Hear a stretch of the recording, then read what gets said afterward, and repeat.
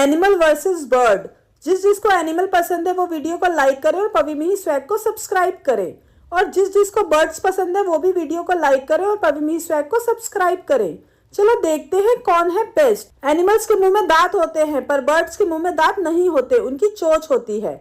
Animals हवा में नहीं उड़ सकते तो बर्ड्स वहीं हवा में उड़ सकते हैं। एनिमल्स की दुनिया में 77 लाख से ज्यादा प्रजातियां पाई जाती हैं, वहीं बर्ड्स की दुनिया में 11,000 से ज्यादा प्रजातियां पाई जाती हैं। एनिमल सबसे ज्यादा साउथ अफ्रीका में पाए जाते हैं।